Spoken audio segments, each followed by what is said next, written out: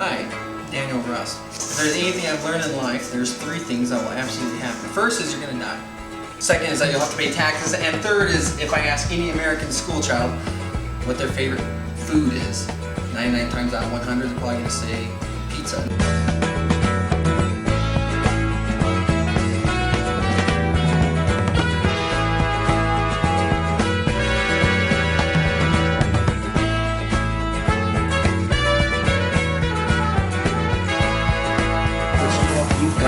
There? You got it. Yep. Pull it up. Pizza in its truest form was just a form of flatbread with olive oil, some salt on it.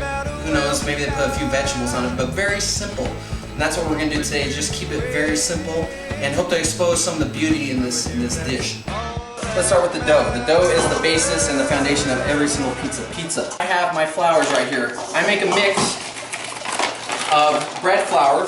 You can put about 300, 400 grams of regular bread flour in here. There you go. Now if you don't have bread flour, it's fine if you use all-purpose flour, even wheat flour. But the catch is I'm actually going to put wheat flour of my own. As long as we get to about 410 grams, we'll be alright. That's enough flour for us. Take a knife or a whisk if you have one handy. I'm going to mix that around so the two flours can incorporate. Crush should be the highlight, so that you don't have to put anything on it if you don't want. To the wet ingredients now. I have about a cup and 3/4 of warm water. It's ideal that it be warm, lukewarm at best. You don't want it too hot, or else you'll kill your yeast, and this is about a teaspoon of yeast. You don't want to do that. If you want your yeast to perform perfectly, you don't want to kill it, because then you'll have to go to jail. So I put the yeast in, put the sugar in. It's going to sit there. We're going to allow it to sit for about 5 minutes. You'll notice it's going to start to bubble. You know it's about ready to go. Little waves of foam going on there, pretty cloudy. I'm going to take my dry ingredient, and unlike with other dough recipes, I can just put it all in there. And this is where it gets a little bit fun. But first, I'm just going to mix it together with my hands. And if you want, you can use a spatula too, but you're going to have to use your hands eventually. So once I get the dough nice and incorporated, about this kind of consistency right here, I'm going to take 2 teaspoons of salt, put it on in there. And then lastly, I'm going to put some olive oil, about 2 tablespoons of it. Put that right on top of that. That will make it really easy to mix too. And then the idea is just keep going through it with your fingers. Lastly, you want to take about a pinch of garlic salt or garlic powder, whatever you have, put it on in there. That flavor is actually going to come out really nicely in the dough. You'll really be able to taste it, and that makes it so you don't have to put it in on the pizza itself. The most time-consuming part of the pizza is letting this puppy rise. You're going to get some nonstick. And spray another metal bowl. I'm going to plop the dough right in that bowl. There you go. Discard that. Now this I'm going to cover up, put it in a warm place for about an hour, let it do its thing.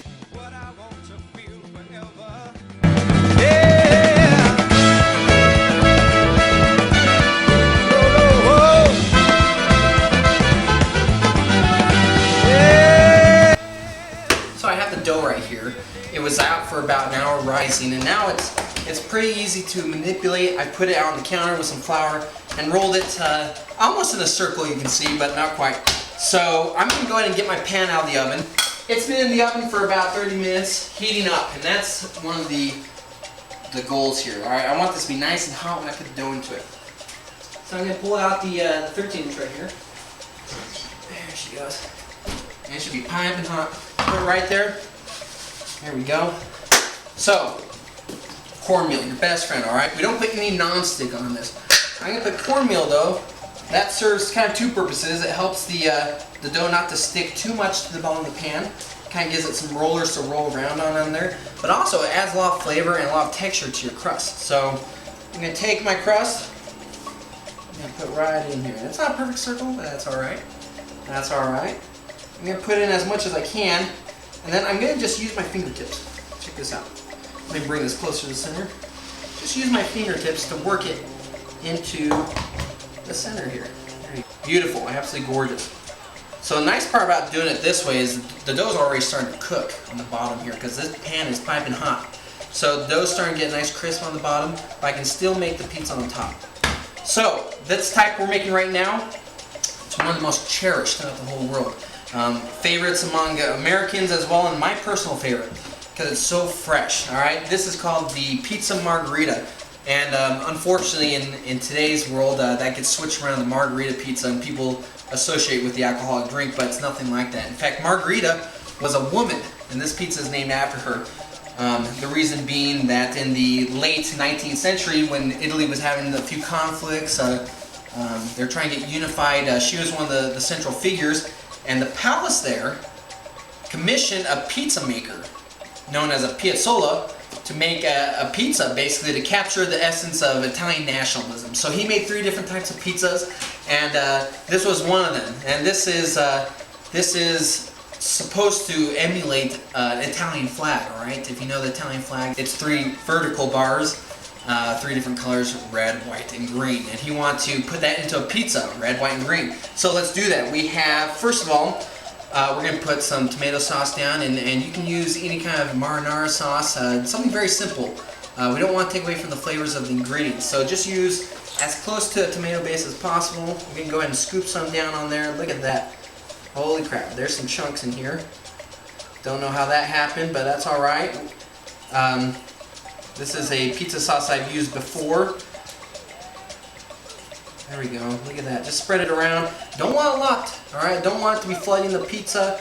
Like I said, this is just a background act right here. That should be pretty close. Maybe about 1 or 2 scoops more. And if you don't want to have to make the sauce or anything like that, you can go by Prego, Ragu, any kind of marinara sauce would work just fine, spaghetti sauce. If you want to make your own, it's pretty simple too. Use tomato sauce, some oregano, and you're pretty much set. Look at that, it's gorgeous. So, let's start with our red, which is a good old-fashioned tomato right here. Go ahead and get your best tomatoes. You can use Roma tomatoes, regular tomatoes, it doesn't matter. You use these beautiful garden-grown tomatoes. And I'm going to cut about 7 slices right here.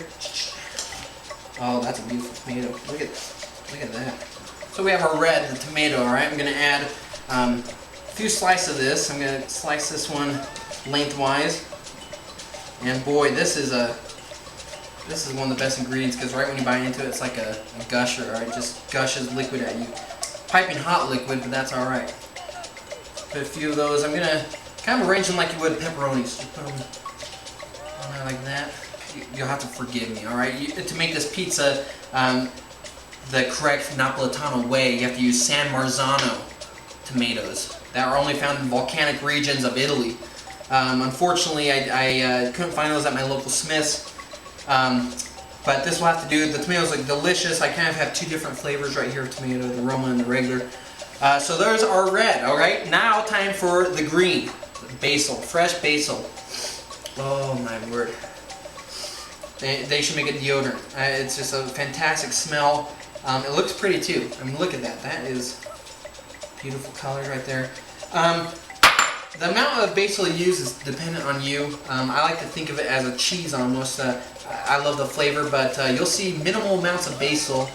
It can depend on the size of the leaf, also the type of the flavor. This is a very mild basil, so I'm going to put quite a bit on here. But look at that. Just arrange it very nicely.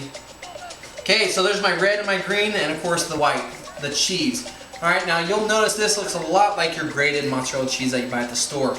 No, not for this. We're using some of the best mozzarella that I've found here in the United States. This is Belgiorno.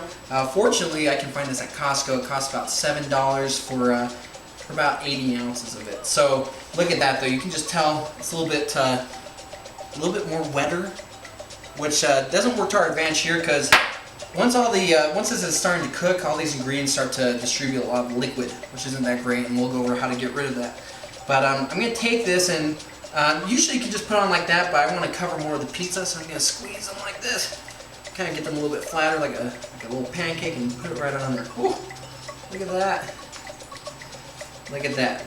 Now, you have to forgive me again, because just like how you're only supposed to use San Marzano tomatoes, according to the copyright or the trademark, you can only use mozzarella di bufala Campania, which means buffalo milk from the region of Campania in Italy. Now, My water buffalo aren't really producing a lot of milk right now, so this is the closest we have. But if you have tried buffalo milk and you have access to it, give it a try. It's a totally different feel, taste, meatiness to the cheese. There we go. I like this cheese because it's chewy. All right, it's kind of like in the commercials where you see them picking up a steaming hot piece of pizza and it comes with all these strings of cheese on it. It's perfect. Look at that. That is gorgeous. Okay, that should be about all we need right there. Just look at that. We got the red, white, and green. That is pizza margharita. Okay, and that is my favorite. We're gonna go ahead and put it in the oven. Now, ideally, we'd have a brick oven that's heated up to about 1,000 degrees, and the idea is you just put it in there with a wood plank and take it out only a few seconds later. All right, but in this oven, which is heated to about 520, I'm gonna put it on the lowest rack for about 2 or 3 minutes. We'll just see how the crust is looking. We want it to burn, but we want the toppings to get nice and cooked. So we'll check on that later.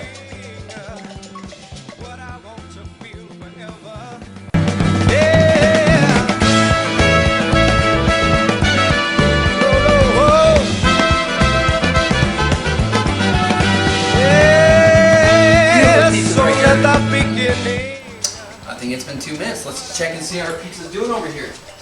Oh, a wall of beautiful smell just came out at me. And look at that. Look at that. That's fantastic. Just gorgeous how the cheese melted over.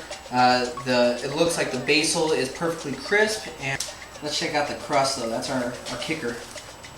There we go. I'm gonna look at it. Let me do it from this end so you can see it. You'll see a nice little gold right here on the side. And then we're looking down here, pretty crispy down there. Now this was kind of a trial by mistake, and you'll notice that this is a pretty thick crust, and we could probably go quite a bit thinner. So we'll take that into account when we roll out our next dough. This pizza is fantastic because a lot of the ingredients you use are just so fresh and they melt together so nicely. But the problem with using tomato, basil, and this kind of cheese, this wet cheese, high moisture cheese, is during the process of baking it releases a lot of juices. And you'll end up with a stew or a soup on top of your pizza. So ideally, what you want to do right when you take it out is take it over to the sink and try to get all those juices out. The problem I'm having is so wet that the cheese is kind of moving like a tectonic plate on top of the moisture there. So I'm going to go ahead and do the last resort, and that's to take a paper towel. I just want to soak it up. Now the juice is actually pretty tasty. The thing is, it's not aesthetically pleasing to eat. It drips, it dribbles, and I just want the crust and the topping. So I'm just going to kind of pat it dry. The other problem is this marinara that we're using is pretty wet. You'll notice it's pretty liquidy. Ideally, we'd put that back in the blender with some tomatoes that have been seeded, a lot of the moisture already taken out, and blend it back up and make more of a puree, or add tomato sauce or tomato paste. Anyways, that's that. It's still gorgeous. I'm going to take this. The nice thing about cast iron, it should just roll right on out. So I'm going to go ahead and lift up the topping right here and kind of come out the side right here. Look at that. Look at that. And that is ready to go. That's fantastic.